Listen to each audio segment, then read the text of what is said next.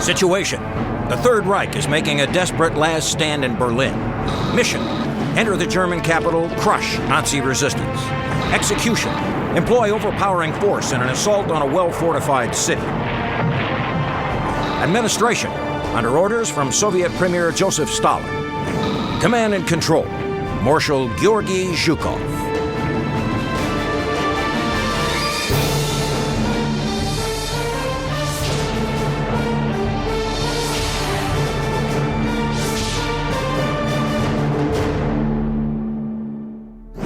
Welcome to Conquerors. I'm Captain Dale Dye. Take a look at this. It's a Soviet 107mm artillery round. Now here in the Conqueror's armory, it's relatively harmless. Fired on the battlefield, a round like this could blow a hole in the ground 20 feet in diameter and obliterate anybody who's in that area. When he fought the Battle of Berlin in 1945, Soviet Marshal Georgy Zhukov had 7 million of these rounds ready to dump on the Germans. It was overwhelming firepower like that that made Zhukov a winner, the man who conquered Berlin.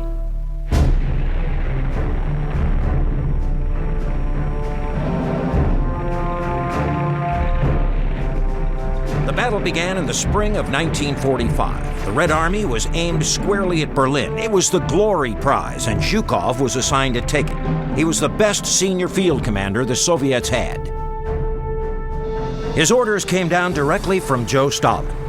The mission was this: take Berlin and put a red flag on the Reichstag by 1 May. But this was already the 1st of April, and everything was rushed. The Soviets were thinking the Western Allies might get there first, and Stalin had it fixed so Zhukov even had to race one of his own comrades to the city.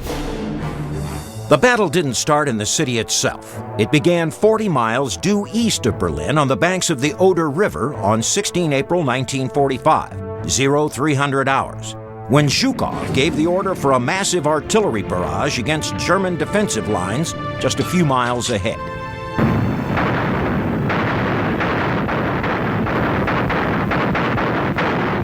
$16,934 artillery pieces opened fire, supported by another 1,500 Katyusha rocket launchers.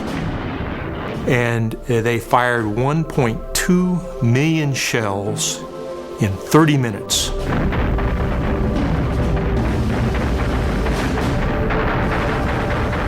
His orders were that every gun should fire, whether it was aimed or not, to add to the cataclysmic din that would emerge from this.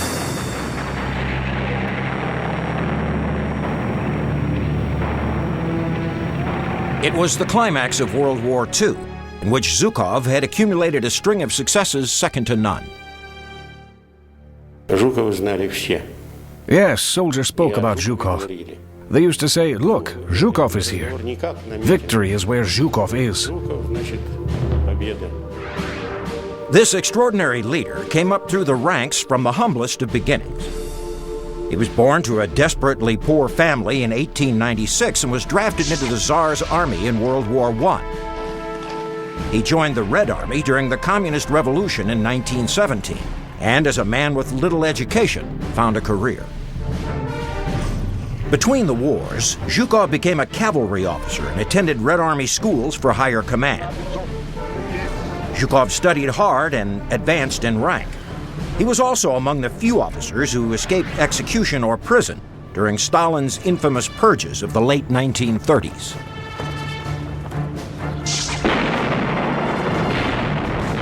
Just before World War II, Zhukov demonstrated his skill at mechanized warfare for the first time. This rare film dates from June 1939. The Japanese were attempting a land grab in Mongolia. In the battle at the Khalkhin-Gol River, Zhukov surrounded them with a classic military pincer movement. A pincer movement was Zhukov's trademark. And the idea was find the weakest spot or a weak spot in the flanks of the enemy forces and penetrate those, usually with a double envelopment. Double envelopment is the military term for the pincer movement. Zhukov's use of it surprised the Japanese, cut them off, and destroyed them. He executed the tactic in a coordinated campaign combining air power, artillery, tanks, and infantry. defeating the Japanese on 31 August 1939, and absolutely shocking the enemy with his speed.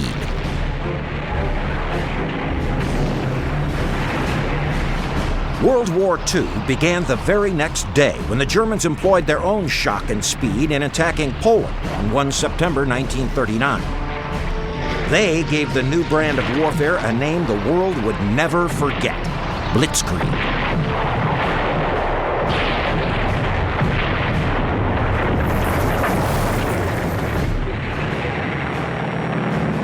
On 22 June 1941, the Nazis applied Blitzkrieg to the Soviet Union, invading with 2.1 million men in a surprise attack. The Nazis advanced 500 miles into the Soviet Union, but Germany blundered in expecting the Red Army to collapse. Instead, the Soviets fought, and Zhukov's leadership was crucial. He organized the defense of Moscow and counterattacked.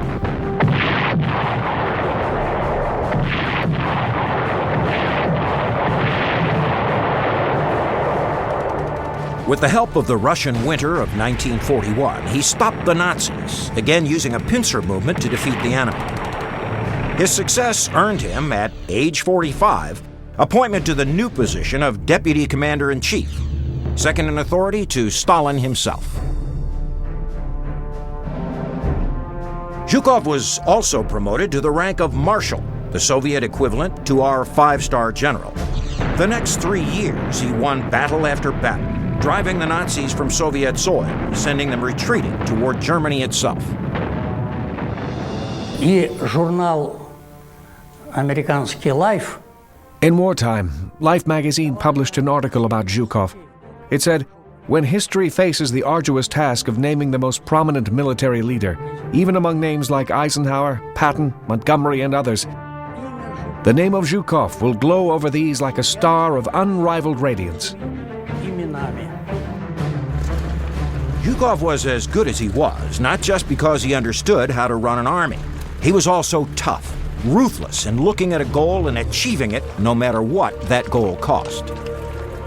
He was a coarse, brutal, difficult man to work with who thought nothing of taking huge amounts of casualties in order to accomplish his mission. But he had a natural ability. He had the capability of looking at the battlefield and seeing the battlefield in its entirety and anticipating what the enemy was to do and knowing when the right time was to react to this.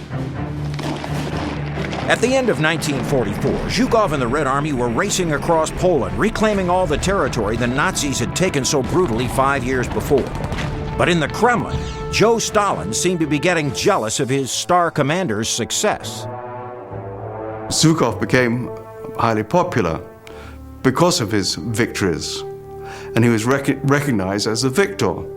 This did not suit Stalin, who had to be the supreme boss in all circumstances. Now, Stalin started to pull Zhukov's strings. By April 1945, the Soviet army was about to make its final push to the heart of Germany. Zhukov had everything going for him. He was the right man to conquer Berlin, the only man. That is, until Joe Stalin thought about giving the job of Conqueror to somebody else.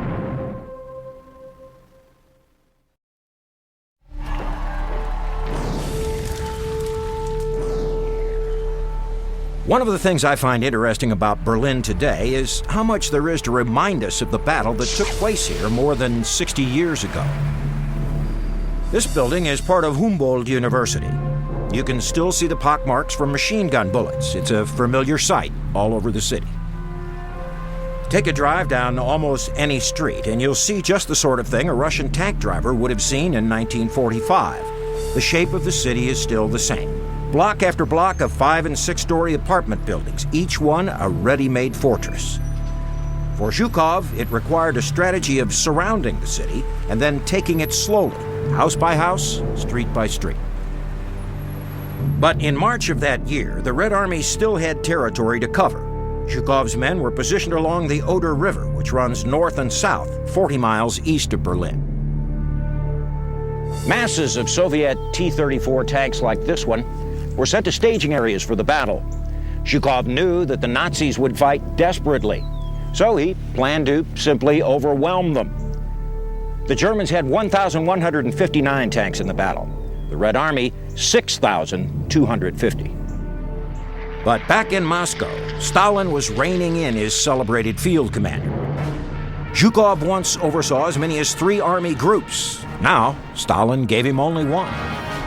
So it was a very effective demotion. It was quite a slap in the face. It was like saying to Ike, you're no longer the supreme commander, you are now an army group commander, like Bradley or somebody like that. But Zhukov was a good soldier, and he followed orders. Some say he relished having just a single command with Berlin as the target. He commanded the 1st Byelorussian Front. Front is a Russian term for what we would call an army group. Here's how the battlefield shaped up. Zhukov was at the Oder River. His 1st Belarusian Front had a straight-line approach to Berlin. The adjacent sector belonged to the 1st Ukrainian Front. It was supposed to sweep south of Berlin, leaving the capital to Zhukov alone. But the 1st Ukrainian's commander, Marshal Ivan Koniev, had different ideas and would end up making trouble for Zhukov. Koniev and Zhukov were bitter rivals. They couldn't stand each other. And for a dictator like Joe Stalin, that was just fine. Stalin saw this clash of personalities and decided to use it for his own purposes. His own purposes were to make himself look better, which he thought would happen if his commanders were trying to take each other down. In Berlin, meanwhile, the pressure was on. British and American planes had been bombing since 1943, killing 50,000 people already. Half of the city's housing was damaged, and Adolf Hitler was hiding in an underground bunker. Not many people know what Hitler once said about Zhukov. Bewildered, he once said to his generals, "If I had only one general like Zhukov, I would have achieved world domination by now." Все задачи установления мирового господства. By 1945, Hitler and his inner circle had almost completely lost touch with reality. Germany was suffering from severe manpower, fuel, and equipment shortages. But the Nazis had a plan to block the Red Army from ever getting to Berlin. The Germans' main strength was Army Group Vistula, placed between Berlin and the Soviets. In command was General Gotthard Heinrizi. He was abrasive, stubborn, and he was also short. They called him the poisonous dwarf. He was a defensive expert. He had studied Soviet tactics. He had studied Soviet doctrine. He had the ability to get into the Soviets' decision cycle, to get into their mind, understand how they were going to attack, and take countermeasures to be able to defeat it. One of those countermeasures was launched prior to the battle and aimed at Zhukov's buildup on the Oder. It was a secret weapon called the Mistel bomber. The Mistel bomber was, in fact, a fighter strapped to the top of a bomber on struts. The bomber had been stripped and filled with explosives, and the pilot of the fighter plane took off using all 3 engines. He then would release the bomber, sending it on automatic pilot to hit the target, while he tried to make his escape. Even today, you can see craters near the Oder River made by Mistel bombers that fell short of their targets. Others did hit their marks, destroying important railroad bridges. For the Germans, stopping the Soviets at the Oder was critical. On 3 April 1945, both Zhukov and his rival Koniev were presenting the final version of their battle plans to Stalin. Berlin was supposed to be Zhukov's target alone. His plan involved not only a direct thrust on Berlin, but also his trademark pincer movement, sending troops both north and south to surround the city before closing in for the kill. But while Koniev was set to cover the territory south of the city, he said some of his men could swing up from that direction to hit Berlin directly instead of bypassing it. He argued strenuously for his participation in the strike. Stalin saw the tension between the two men, and he used it. And he took his eraser and he erased the boundary line between the 2 army groups. Now, to a military man, this has a very special meaning, because when you erase the boundary, that means It's free space. That means whoever gets there first wins. The free space began where the boundary line ended, at the town of Lüben, 26 miles southwest of Berlin. The undefined battle map put pressure on both commanders. But Stalin felt himself pressured. The Western Allies were closing in, and the British were agitating for a grab at Berlin. Supreme Allied Commander Dwight Eisenhower rejected the idea, but Stalin didn't believe it. Time was critical, and exploiting his two rival marshals was a means to an end. Stalin used the competition between Zhukov and Konev in order to get into the city of Berlin as fast as possible.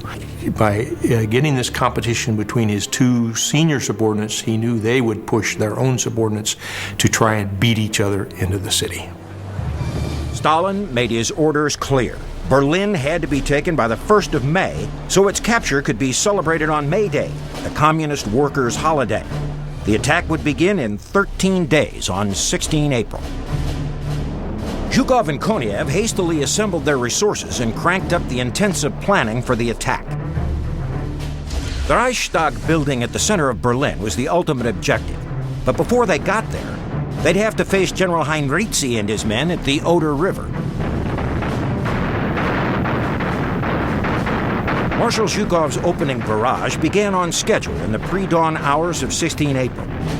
At that moment, he had no way of knowing that the German defenders had practically disappeared. When Marshal Zhukov lined up his troops on the Oder River for the final drive against Berlin, his first objective was the strategic high ground known as the Zelo Heights. This is one of the most distinctive weapons used during the battle. It's a mobile rocket launcher, model BM-13. The Soviet Red Army troops gave it a nickname. They called it Katyusha, a girl's name which translates in English to Kathy. Cute. The Katyusha fired up to 16 132-millimeter rockets per salvo. The launchers were usually mounted on trucks. This one is on a Russian truck. But you'd also often see them on Lend-Lease Studebakers shipped over from the USA. The effect of these rockets on the enemy was terrifying.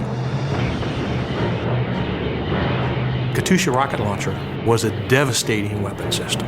It was an area weapon designed to put tons of explosive into a large area. And when the rockets came down, they made a howling sound, therefore the name that the Germans gave to them, Stalin's organs. 1,500 Stalin organs played a hell of a tune as they opened up on the Germans. Along with 16,000 other artillery pieces, they pummeled enemy positions. They fired 1,230,000 shells and rockets. It was incredible.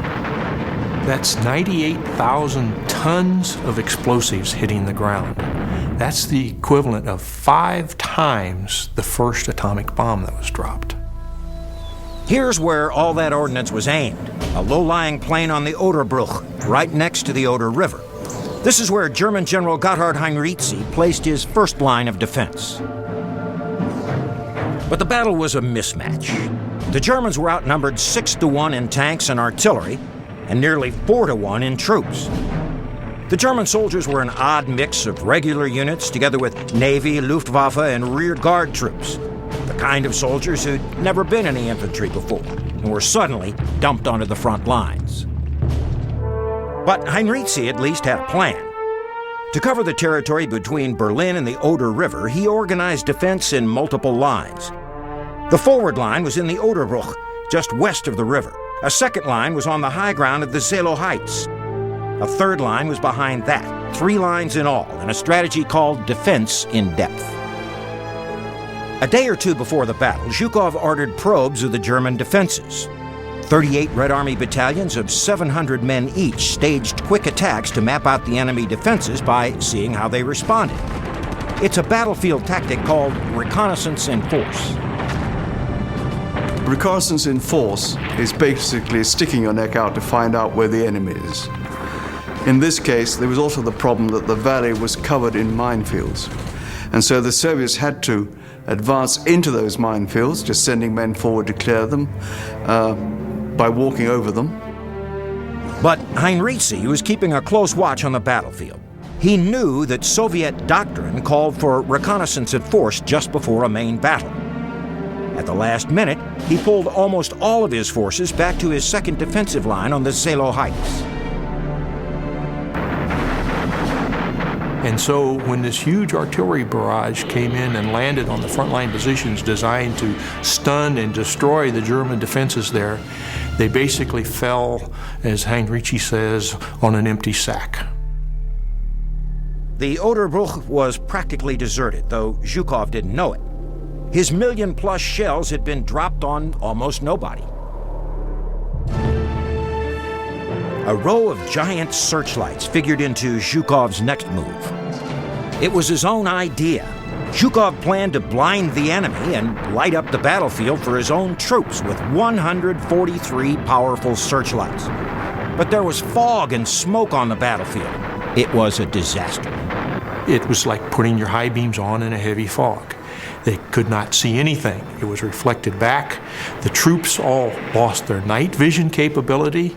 They were blinded, and they felt they were being silhouetted for the German gunners by these searchlights behind them. Confusion on the battlefield slowed the Soviet advance, and when the sun rose, the infantry and tanks of Zhukov's leading divisions found the Oderbruch was practically impassable.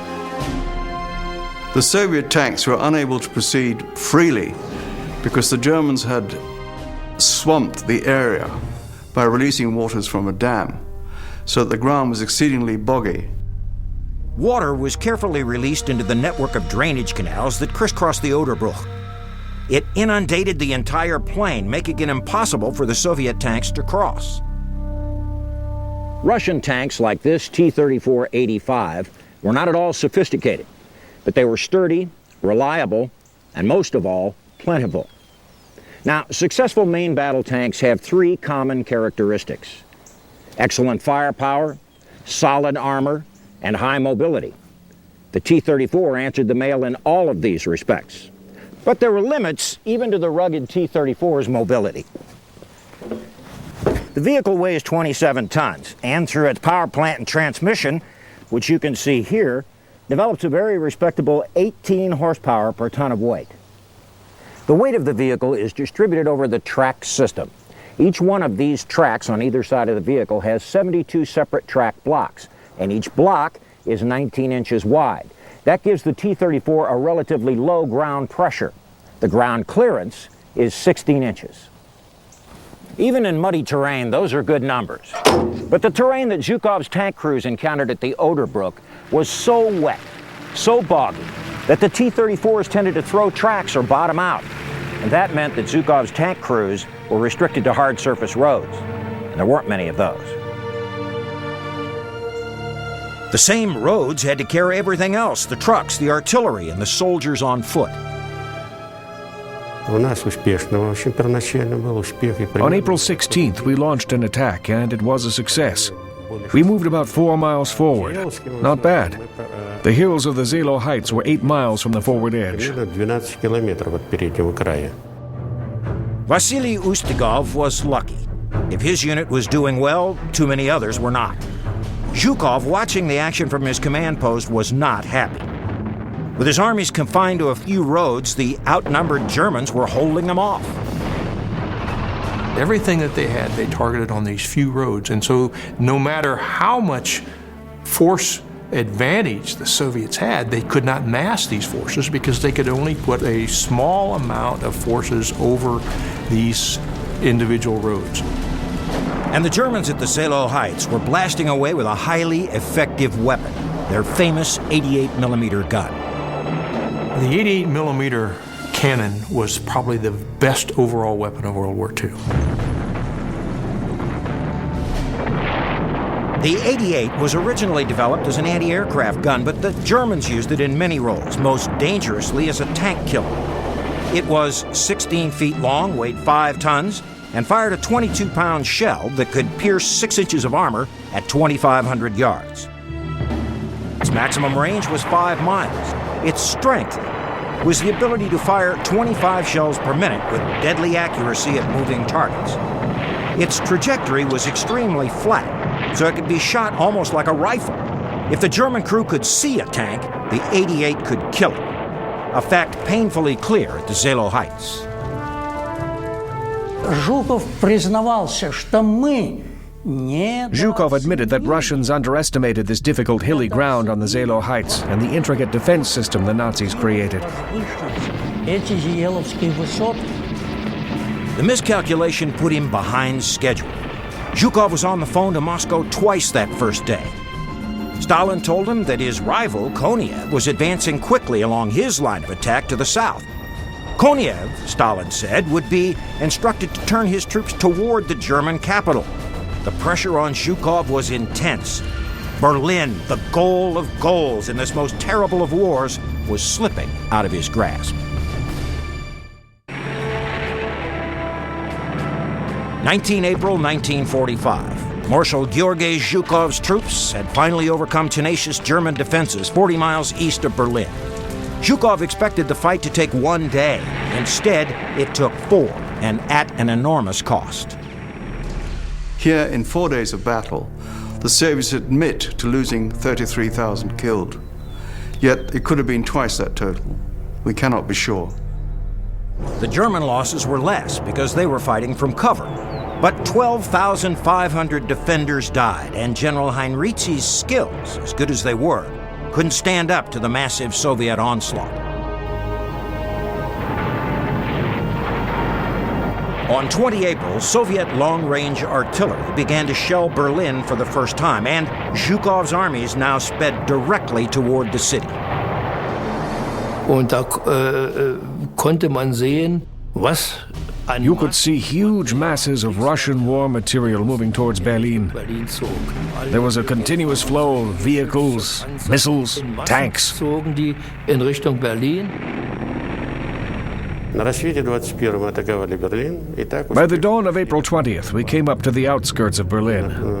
We passed by the northern suburbs, and now we attacked from west to east, embracing Berlin. окруженный Берлин. Zhukov was pushing his tanks and guns forward as fast as they could go. Not only did he have to make Stalin's deadline and take the city by May 1st, but he also had to get there before his chief rival, Marshal Ivan Konev.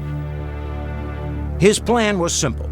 Send his armies north and south to surround the city first and then work in toward the center. Konev was far to the south, but was primed to shoot at least one of his armies up to the capital. Zhukov's encirclement would cut Konev out of the action. It would also block Berlin from any German troops in a position to counterattack. But the German army outside Berlin was in disarray. One soldier remembers seeing others in flight. The German troops who passed through were the ones Hitler always dreamed of. The huge army that was supposed to liberate him. They didn't even exist anymore. They were all fleeing. They were all gone. And we were prey of the Russian invaders. 20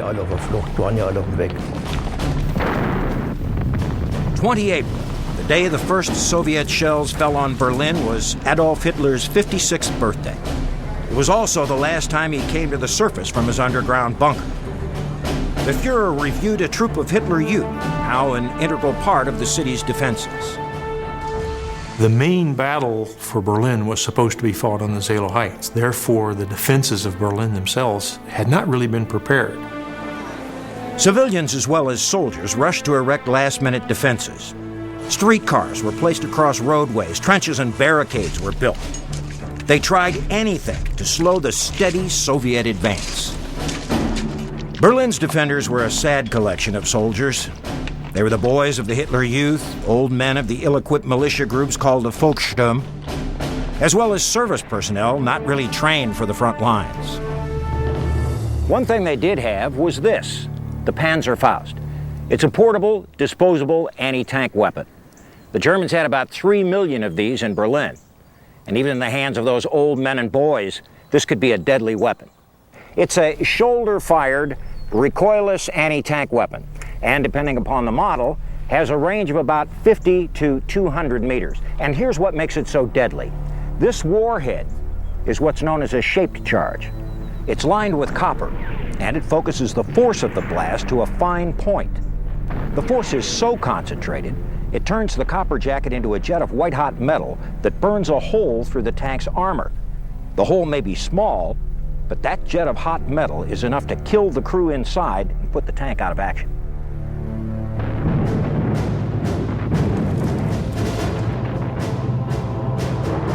To prepare for his attack on the city itself, Zhukov had his map makers build an amazing 3D model of Berlin, so his ground commanders would have a sense of what they were up against.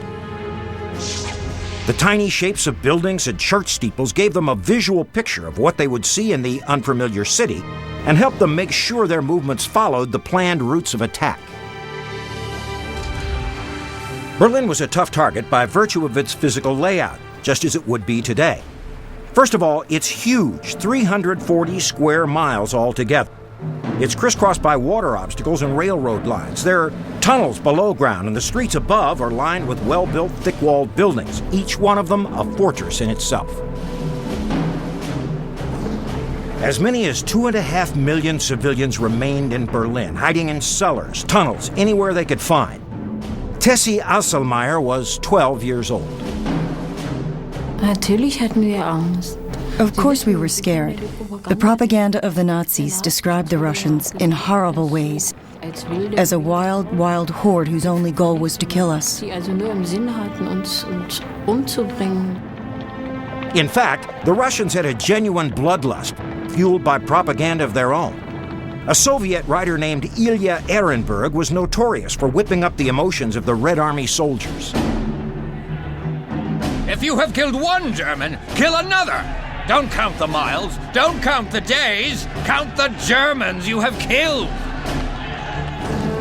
The Soviet hatred for the Nazis was driven by a seething desire for revenge because almost 4 years earlier, the Germans committed atrocities when they invaded Mother Russia. They expected the Germans as a civilized occupation force, and there came, we can say, barbarians who killed and murdered and who looted. As many as 19 million Soviet civilians may have been murdered by the Nazis, and the Red Army was eager to avenge them as they tightened their stranglehold on Berlin.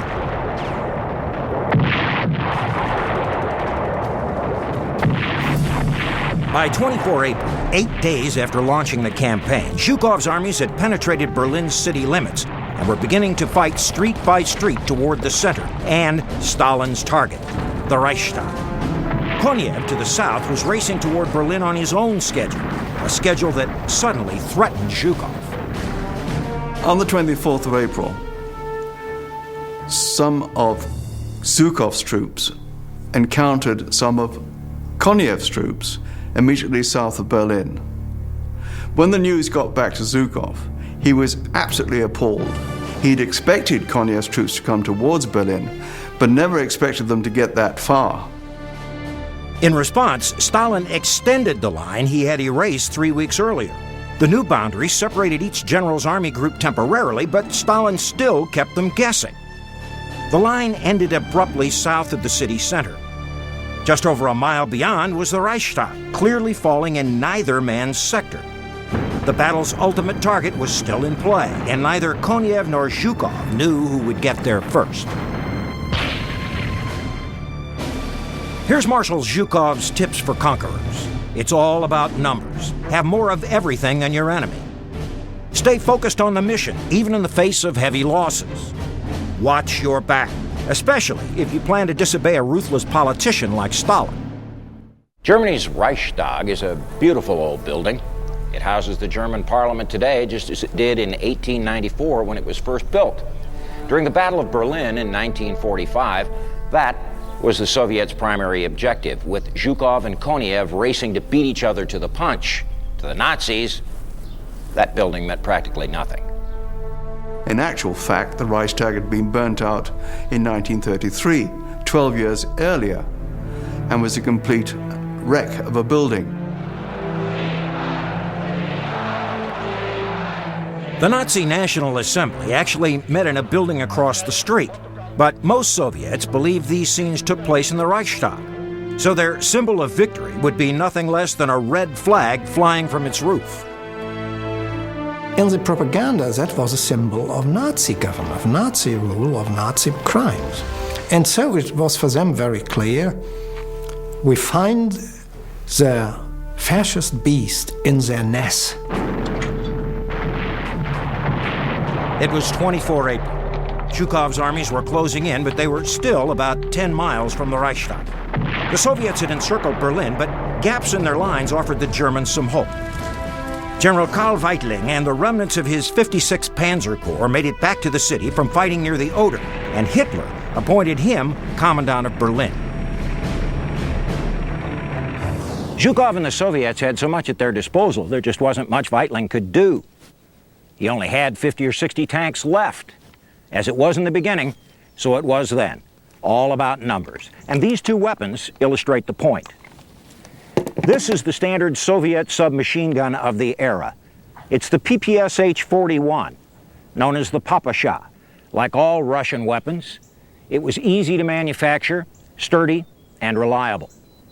It fires from either a 35 or a 71-round magazine.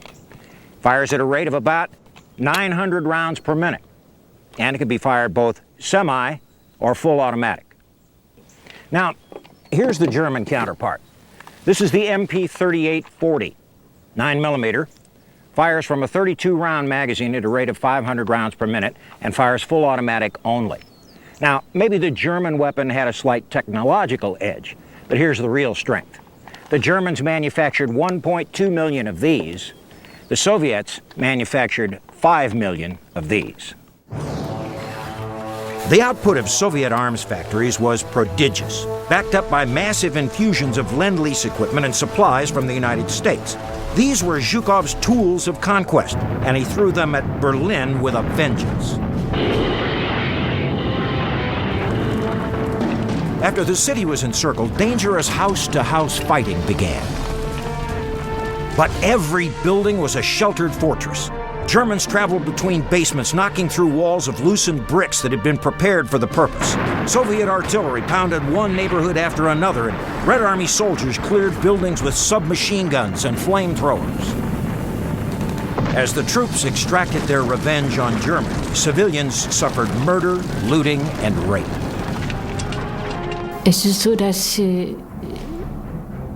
Yes, it is so. There were girls my age who it happened to. They had visible damage their whole lives.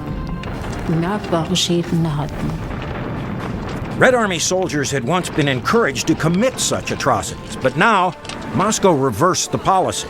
Knowing it would be setting up a post-war regime, Moscow needed to win the hearts and minds of the enemy, who are now flying white flags of surrender as the Soviets moved into each neighborhood. Murder and rape were now forbidden, but under the circumstances, impossible to stop. Records from two prominent German hospitals show that something between 95,000 and 130,000 women had to be treated for as an aftermath of rape. And it is known that some 10,000 women committed suicide as a result of rape. The Russians came as Tessie Asselmeyer hid in a basement with dozens of others. She was one of the lucky ones. They said, "Woman, come. Woman, come." It was these two words that were so horrible. My mother put her arm around me for protection, and it worked. Mother with child. They walked by us.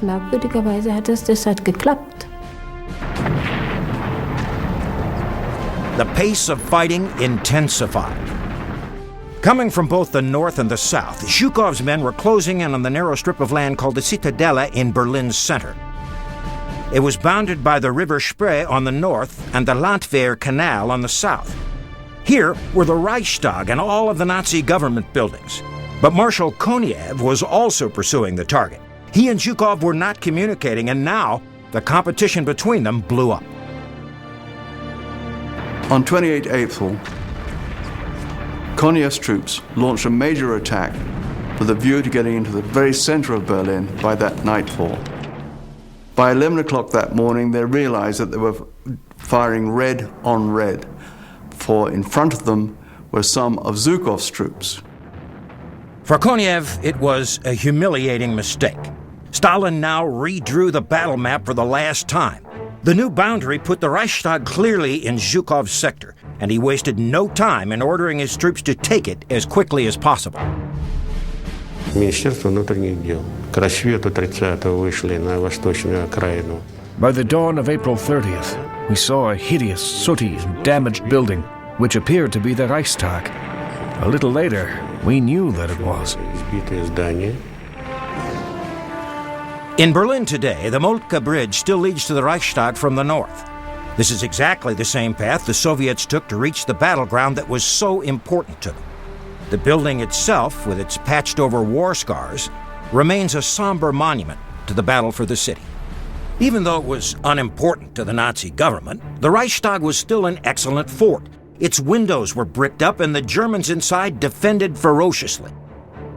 The Soviets slugged at it with heavy artillery, firing point blank to blast their way inside. Every Red Army regiment headed toward it carried its own banner, hoping to be the first to place it on the roof. Like many of the Soviet films of the Berlin campaign, these Russian newsreels were staged after the fact. The story of the battle and the flags differs with almost everyone who tells it. Вокруг этого очень много, так сказать, суждений разных есть, да, очень. Much has been written about it, but many speculate too much. I will give you the real picture as I saw it. Our regiment's scout platoon did storm into the Reichstag. They used a stairway to climb up to the landing leading to the roof and hoisted 2 flags. All that happened in broad daylight about 2 p.m.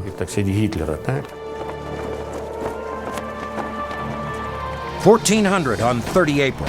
It met Stalin's 1 May deadline with time to spare. Other accounts say it didn't happen until 22:50 that night, barely under the wire.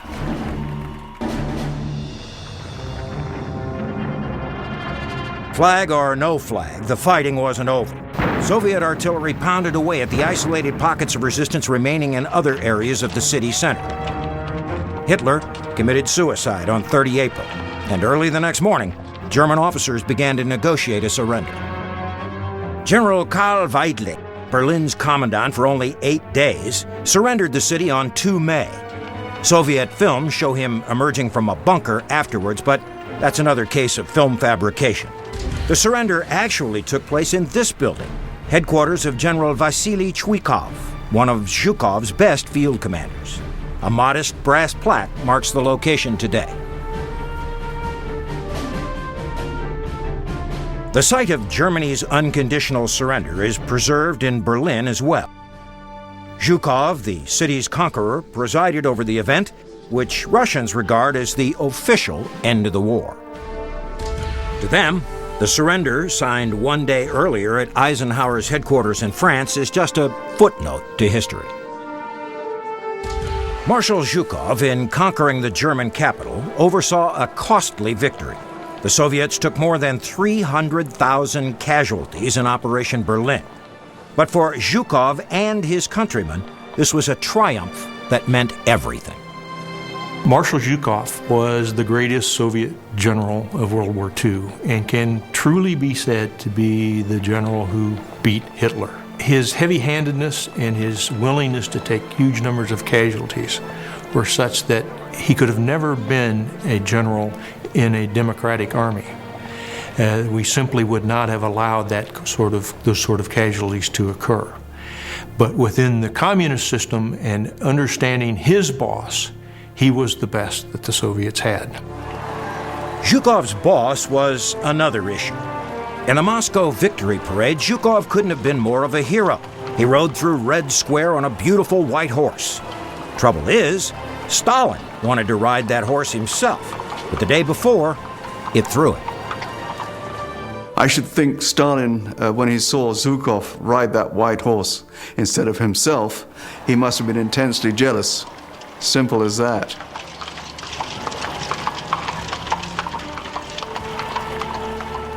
You bet he was jealous. After the war, Stalin buried his best general in dead-end assignments. Zhukov remained a non-person in the Soviet Union for 20 years. But now, the USSR is gone. In Russia today, Stalin is primarily remembered as a villain. And Zhukov, well, he's a hero. That's how he's remembered, the conqueror of Berlin. I'm Captain Dale Dye. Thanks for watching.